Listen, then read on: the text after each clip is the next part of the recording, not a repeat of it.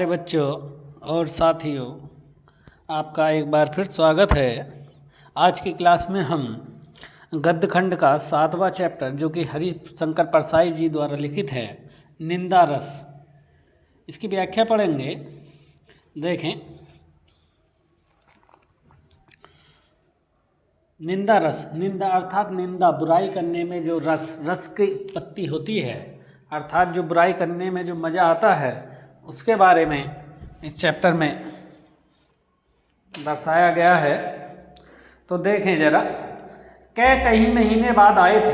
कै अर्थात कोई व्यक्ति है, मान लिया गया है यहाँ पर कि कोई व्यक्ति है, कई महीने बाद आए थे। सुबह चाय पीकर अखबार देख रहा था, वे तूफान की तरह कमरे में घुसे। जब मैं सुबह चाय पीकर अखबार पढ़ रहा था, तभी वे बड़ी तेज़ी से कमरे में आए, साइक्लोन की तरह मुझे अपनी भुजाओं में जकड़ा।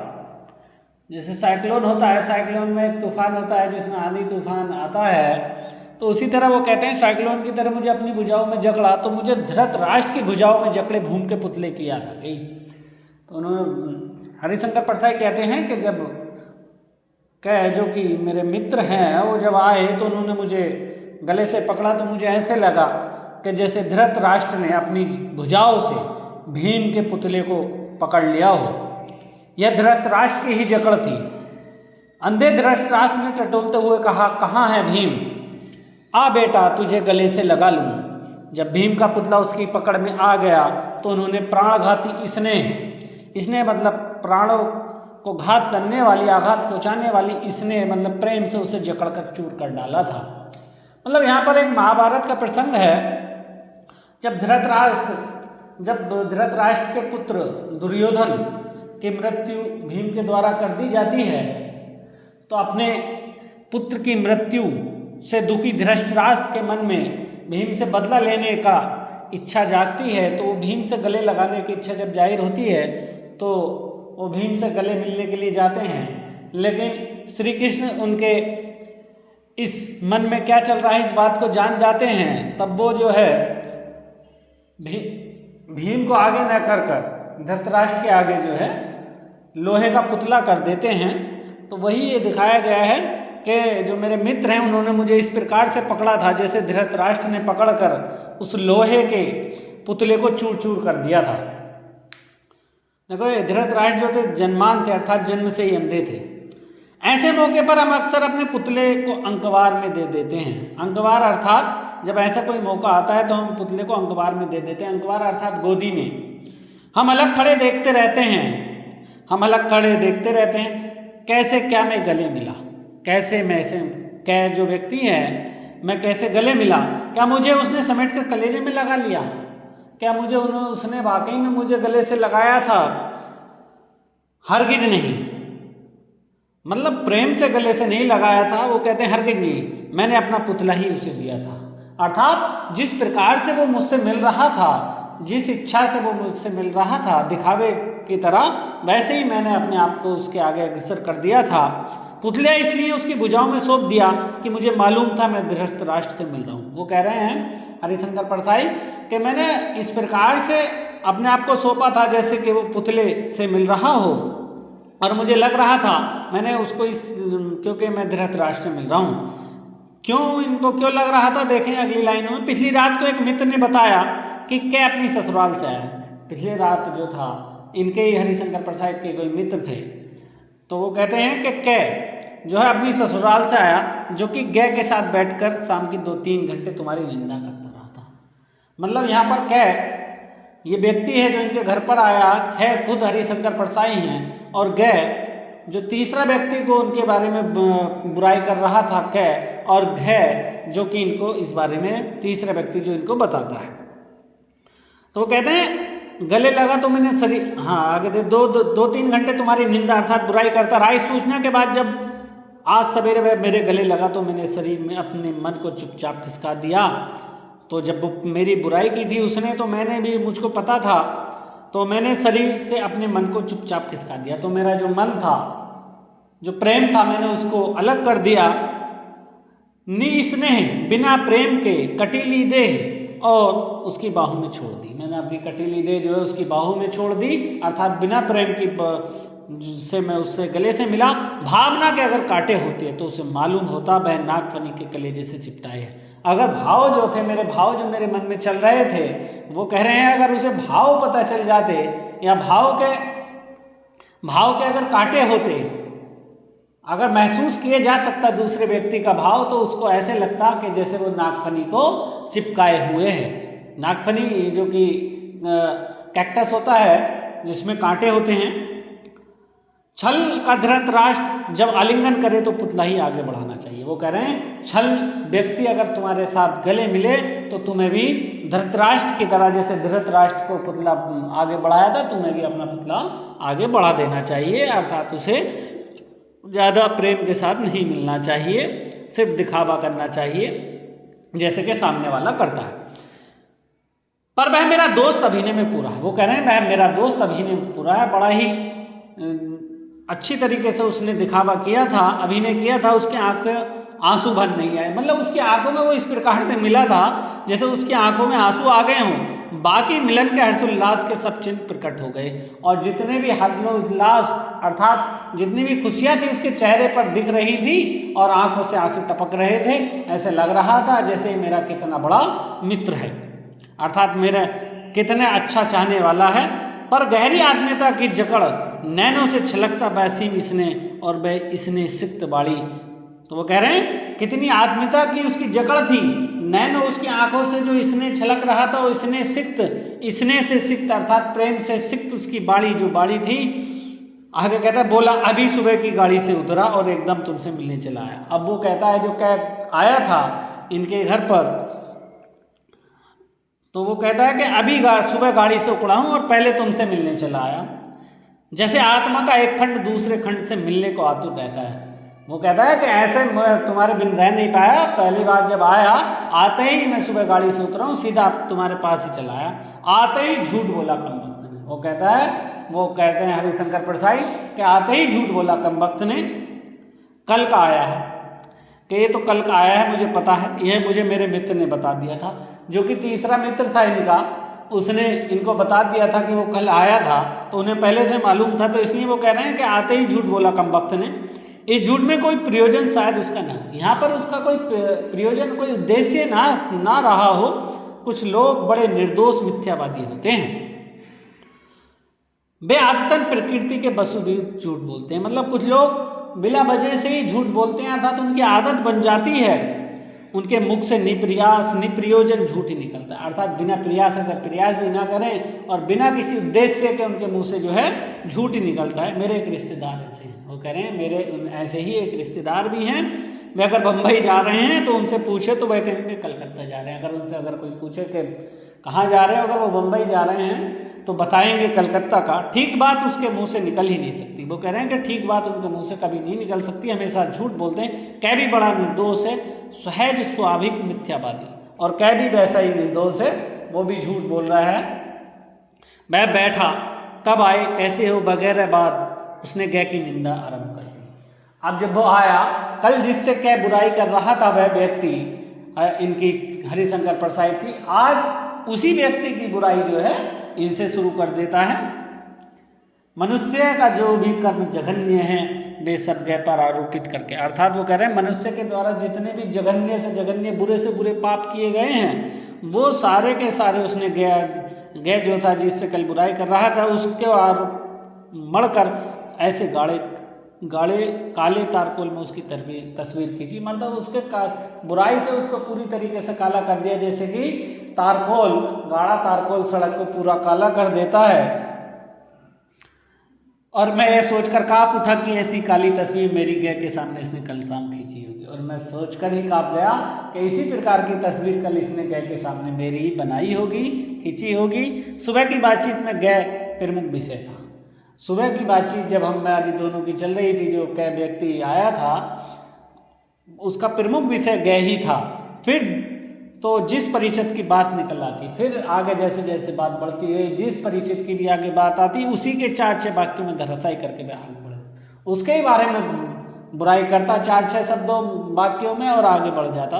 अद्भुत है मेरा अमित, बड़ा ही अद्भुत है मेरा अमित। उसके पास 200 का कैटलॉग है। कैटलॉग अर्थात सूची है, मतलब वो कह रहे हैं कि इसके पास 200 की सूची बनी हुई है कि कहाँ किसका कहाँ प्रयोग करना है। मैंने सोचा जब हर परिचित की निंदा कर रहा है तो मैं क्यों ना अपने लगे हाथों विरोधियों की गत उसके हाथों से करा लूँ। वो कह अब वो सोचने लगे कि हर जिसके भी नाम लेता हूँ उसकी बुराई कर रहा है, तो क्यों ना मैं अपने जो विरोधी हैं, जो मेरे बुरा चाहते हैं, मैं उनकी भी इसके सामने नाम लेकर उसकी बुराई क्यों ना करा लूँ। मैं अपने विरोधियों का नाम लेता गया, वह उनकी निंदा की तलवार से काटता गया। मैं अपने एक एक विरोधी का नाम लेता चला गया और वो अपनी निंदा से, अपनी बुराई से उनके तलवार से उन्हें काटता चला गया। जैसे लकड़ी चीरने की आरा मशीन के नीचे मजदूर लकड़ी का लट्ठा खिसकाता जाता है, वह चीरता है। वह इसी प्रकार से था जैसे कोई मजदूर आरा मशीन के सामने, जो लकड़ी काटने की मशीन होती है, उसके आगे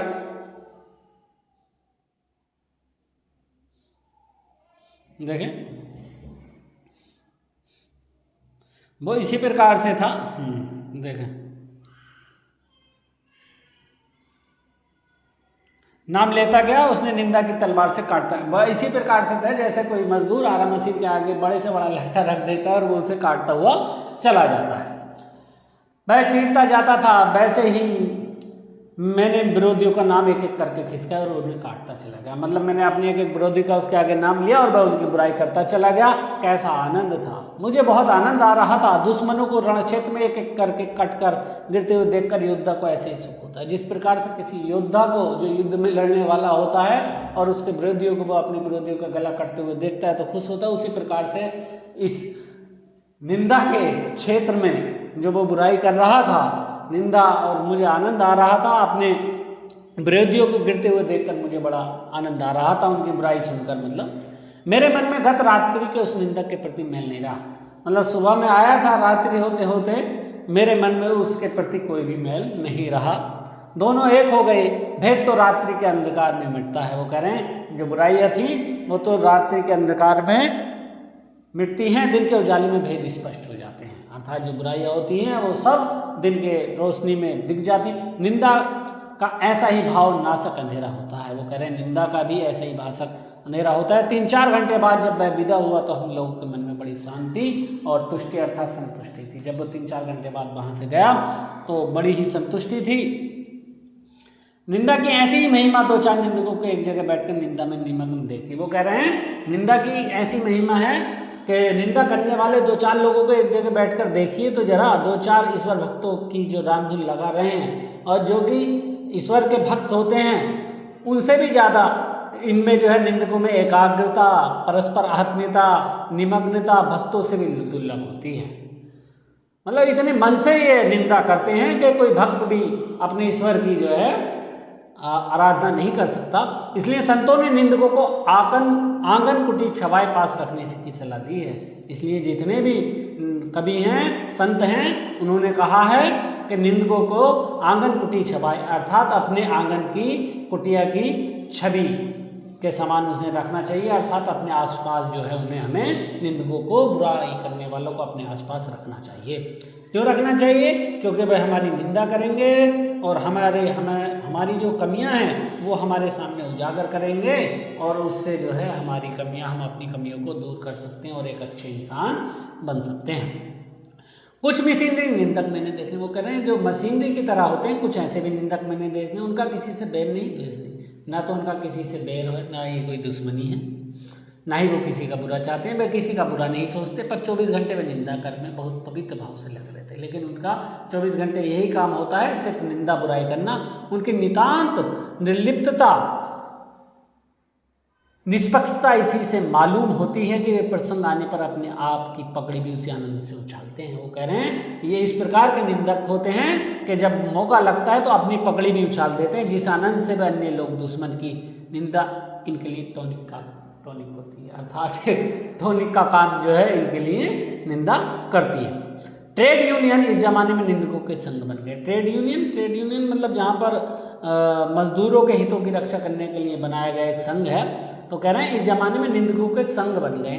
संघ के सदस्य जहाँ तहाँ बिखरे जाते हैं, अपने संघ के प्रधान को सौंपते हैं। ये कच्चा माल हुआ, अब प्रधान उसका पक्का माल बनाएगा और सब सदस्यों को बहुजन हिताय मुक्त बांटने के लिए दे देगा। मतलब जैसे ट्रेड यूनियन होता है उसी प्रकार से निंदकों के भी संघ बन गए हैं।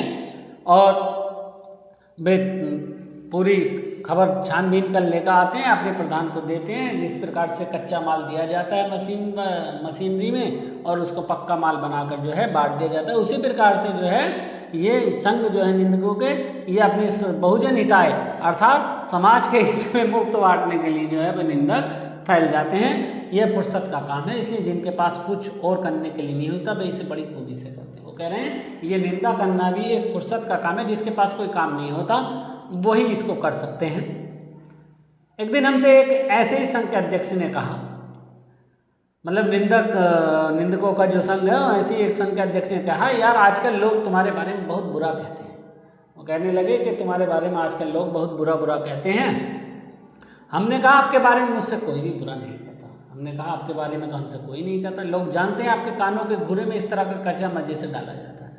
वो कह रहे हैं क्योंकि आपके जो कान हैं उनमें इस तरह की बातें जो हैं आसानी से डाली जा सकती है, इसलिए आपके सामने जो है लोग बुराई करते हैं। ईर्ष्या द्वेष से प्रेरित निंदा भी होती है। वो कहते हैं कुछ निंदाएं ईर्ष्या और द्वेष से भी प्रेरित होती हैं, लेकिन इसमें वह मजा नहीं जो मिशनरी भाव की निंदा करने, लेकिन इसमें वो मजा नहीं है जो मिशनरी भाव में करने में आता है, जिनका किसी से कोई द्वेष नहीं होता, कोई ईर्ष्या नहीं होती, कोई झगड़ा नहीं होता, कुछ नहीं होता। उनकी निंदा करने में जो उन्हें मजा आता है वो ईर्ष्या द्वेष जो से प्रेरित जो निंदा होगी उसमें मजा नहीं आता, क्योंकि इस प्रकार का निंदक हमेशा दुखी रहता है। क्योंकि इस प्रकार का जो निंदक होगा वो जिससे ईर्ष्या रखता है, जिससे दुखी होता है, वो हमेशा खुद दुखी रहता है। ईर्ष्या द्वेष से 24 घंटे जलता रहता है और उससे ईर्ष्या करते करते खुद ही जलता रहता है। निंदा का जल छिड़क कर कुछ शांति का अनुभव करता है और कुछ ईर्ष्या कर अपने ऊपर शांति का रस छिड़क कर कुछ शांति अनुभव करता है। ऐसा निंदक बड़ा दयनीय होता है। वो कह रहे हैं आगे कि इस प्रकार का निंदक जो है बड़ा ही उसकी स्थिति दयनीय होती है। अपनी अक्षमता से पीड़ित वह बेचारा दूसरे की सक्षमता के चांद को देखकर सारी रात स्वान जैसा होता है। वो कह रहे हैं अपनी अक्षमता अर्थात उसके ना कुछ कर पाने से जो पीड़ित है वह जो दूसरा कर रहा है, आगे बढ़ रहा है, उसको इसी प्रकार देखकर वो रात भर भोगता है जैसे कि चांद को देखकर कोई कुत्ता भोगता हो। ईर्ष्या द्वेष से प्रेरित निंदा करने वाले कोई दंड देने की जरूरत, वो कह रहे हैं जो ईर्ष्या द्वेष से प्रेरित निंदक होता है उसे कोई भी दंड देने की जरूरत नहीं होती। वह निंदक बेचारा स्वयं दंडित होता रहता है, क्योंकि वह तो स्वयं ही दंडित होता रहता है। आगे देखें, आप चैन से सोइए और बेजहलन के कारण सोइए। आपकी वह ईर्ष्या कर रहा है, आप तो बड़े चैन से सोएंगे, लेकिन वह पूरी रात नहीं सो पाएगा और उसे क्या दंड दिया जाए। तो वो कह रहे हैं उसे इस प्रकार का और क्या दंड देना चाहिए। निरंतर अच्छे काम करते जाने से उसका दंड भी सख्त हो जाता है, और तुम अगर लगातार और अच्छे काम करते रहो तो उसका दंड और ज़्यादा बढ़ता चला जाता है। जैसे कवि ने एक अच्छी कविता लिखी, ईर्ष्याग्रत निंदक को कष्ट होगा। अब अगर एक और अच्छी लिख दी तो उसका कष्ट दुगना हो जाएगा। अगर कोई मेरी कविता से, वो कह रहे हैं अच्छी कविता लिखूंगा तो जो ईर्ष्याग्रस्त निंदक होगा उसको कष्ट होगा, और एक और अच्छी लिख दूंगा तो उसका कष्ट जो है दुगना हो जाएगा और बढ़ जाएगा। निंदा का उद्गम ही हीनता और कमजोरी है। वो कह रहे हैं निंदा करने वाले होते हैं उनका उद्गम अर्थात जो प्रारंभ होता है उनका हीनता और कमजोरी से होता है। मनुष्य अपनी हीनता से दबता है, वह दूसरों की निंदा करके ऐसा अनुभव करता है कि वे सब निकृष्ट और वह उनसे अच्छा है, अर्थात वो किसी काम के नहीं हैं, वो निकृष्ट हैं और वह उनसे अच्छा है। उसके अहंकार से अहम को इससे तुष्टि मिलती है, अर्थात उसके अहम को इससे संतुष्टि मिलती है। बड़ी लकीर को कुछ मिटाकर छोटी लकीर बड़ी बनती है। वो ऐसा सोचता है कि बड़ी लकीर को अगर थोड़ा मिटा दिया जाए तो छोटी हो जाएगी, जबकि ऐसा नहीं है। अगर बड़ी लकीर है, अगर हम अपनी बड़ी लकीर और बड़ी कर दें तो हमारी लकीर बड़ी हो जाएगी, उसकी छोटी हो जाएगी। लेकिन ईर्ष्या करने वाला व्यक्ति जो कमज़ोर होता है वो सिर्फ इसी प्रकार से सोच सकता है कि जो बड़ी लकीर है उसको जो है हम मिटान के छोटी कर दें। जो कर्मशील होता जाता है तो निंदा की प्रवृत्ति बढ़ती जाती है। जैसे जैसे उसका काम खराब होता जाता है उसकी निंदा करने की प्रवृत्ति बढ़ती जाए। कठिन कर्म ही ईर्ष्या द्वेष और उससे उत्पन्न निंदा को मारता है। वो कहते हैं अगर कठिन मेहनत करेगा, कठिन कर्म करेगा तो ईर्ष्या द्वेष उससे उत्पन्न निंदा को मार देती है। इंद्र बड़ा ईर्ष्यालु माना जाता है। वो कह रहे हैं जो इंद्र है वो बड़ा ईर्ष्यालु माना जाता है, क्योंकि वह निठल्ला है। स्वर्ग में देवताओं को बिना उगाए अन्न, बे बनाए महल और बिन बोए फल मिलते हैं। अकर्मण्यता से उन्हें अप्रतिष्ठित होने का भय बना रहता है, इसलिए कर्मी मनुष्यों से उन्हें ईर्ष्या होती है। इसीलिए जो है वो कह रहे हैं जो इंद्र है वो बड़ा ईर्ष्यालु है, क्योंकि जो कर्म करने वाला मनुष्य होता है उससे वो हमेशा ईर्ष्या रखते हैं। निंदा कुछ लोगों की पूंजी होती है। वो कह रहे हैं कुछ लोगों के लिए निंदा जो है पूंजी के समान होती है, धन के समान होती है। बड़ा लंबा चौड़ा व्यापार फैलाते हैं, मतलब जिस प्रकार से व्यापार करता है व्यक्ति अपने धन का, उसी प्रकार से निंदा कुछ लोगों की जो है व्यापार होता है। वे इस पूंजी से कई लोगों की प्रतिष्ठा ही दूसरों की कलंक कथाओं के प्राण पर आधारित होती है। अर्थात दूसरों की कहानियाँ सुनकर वे इसी पर प्रेरित होती हैं। बड़े रस विभोर होकर वे जिस तिस की सत्य कल्पित कलंक कथा सुनाते हैं, अर्थात बड़े ही रस में विभोर होकर अर्थात डूबकर किसी की भी सत्य कल्पित कल्पना की हुई सत्य कल्पित कलंक कथा सुनाते हैं और स्वयं को पूर्ण संत समझने की तुष्टि करें और खुद को पूर्ण जो है संत समझने की संतुष्टि रखते हैं। आप इनके पास बैठी सुन लीजिए, बड़ा खराब जमाना आ गया है, तुमने सुना है फला है। मतलब आप अगर किसी निंदा करने वाले व्यक्ति के पास बैठेंगे तो सब वो यही कहना शुरुआत हो जाती है उनकी कि बड़ा खराब जमाना आ गया, तुमने सुना है कि फलुक का लड़का लड़की, अमुक का लड़का लड़की, इस तरह के मतलब इस तरह से बातें जो हैं वो बना देते हैं कि फला आदमी ऐसा है, अमुक आदमी ऐसा है। अपने चरित्र पर आंखें डालकर देखने की उन्हें फुर्सत नहीं होती, जबकि अपने चरित्र पर वो अपने चरित्र को नहीं देखते। एक कहानी याद आ रही है, एक स्त्री किसी सहेली के पति की निंदा अपने पति से कर रही है। मतलब वो कह रहे हैं कि मुझे एक कहानी याद आ रही है, एक स्त्री किसी दूसरी स्त्री के पति की निंदा अपने पति से कर रही है। वो क्या कह रही है, वह बड़ा उचक्का और दगाबाज आदमी है, कि उसका पति बड़ा ही उचक्का और दगाबाज है, बेईमानी से पैसे कमाता है और बेईमानी करके पैसे कमाता है। कहती है मैं उस सहेली की जगह होती तो ऐसे पति को त्याग देती, और कहती है अपने पति से अगर मेरा पति ऐसा होता तो मैं अपने पति को छोड़ देती। तब उसका पति उसके सामने रहस्य खोलता, तब उसका पति बताता है कि वह स्वयं बेईमानी से इतना पैसा कमाता है। सुनकर स्त्री स्तब्ध रह गई। क्या उसने अपने पति को त्याग दिया? जी हाँ, वह दूसरे कमरे में चली गई। मतलब इस तरह से बुराई कर रही थी। जब उसके पति ने बताया कि वह तो खुद बेईमानी से पैसा कमाता है, तो वो स्तब्ध हुई और उसने अपने पति को त्याग कर दूसरे कमरे में चली गई। मतलब इतना उसने त्याग किया।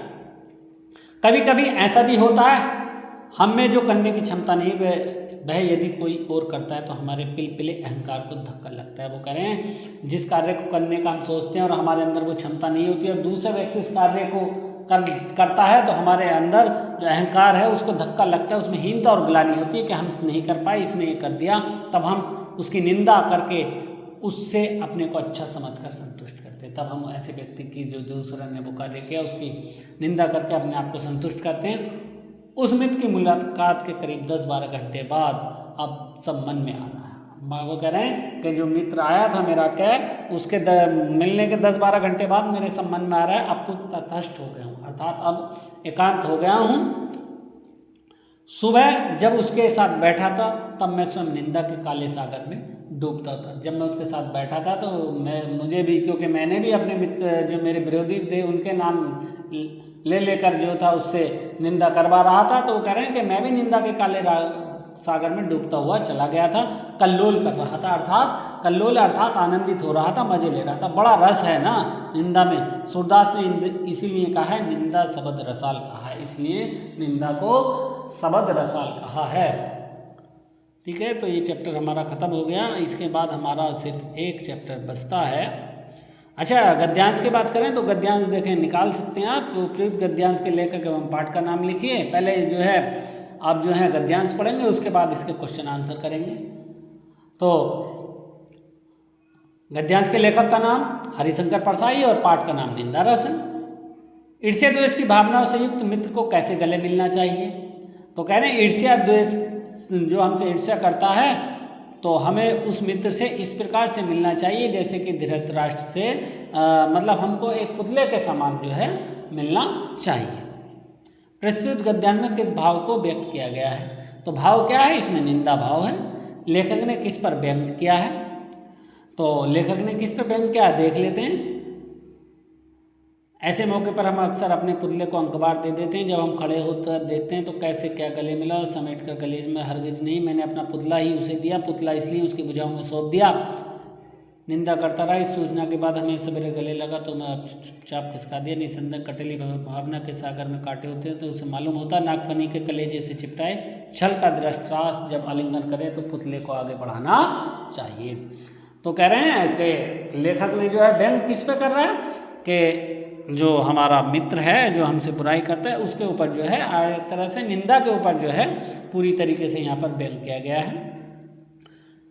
गद्यांश के रेखांकित अंश की व्याख्या कीजिए। तो रेखांक छल का धृतराष्ट्र जब आलिंगन करे तो पुतला उसे आगे बढ़ा देना चाहिए। तो वो कह रहे हैं कि जिस प्रकार से धृतराष्ट्र के आगे श्री कृष्ण ने भीम के लोहे के पुतले को आगे बढ़ा दिया था, क्योंकि वो उसके मन की, धृतराष्ट्र के मन की बात जान गए थे कि वो चेहरे से कुछ दिखा रहा है और जबकि मन से कुछ और है। उसी प्रकार से हमें भी अपने आप को, जो अगर छल करने वाला मित्र है तो हमें भी उसी प्रकार अपने आप को पुतले के समान उसके आगे बढ़ा देना चाहिए।